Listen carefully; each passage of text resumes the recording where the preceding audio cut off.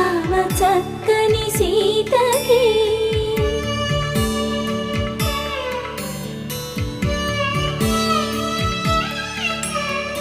ఎర్ర జాబిలి చేయి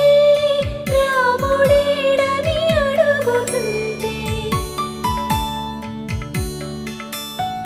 చూడలేదని పెదవి చెప్పే చెప్పలేమని కనులు చెప్పే నల్ల పూసై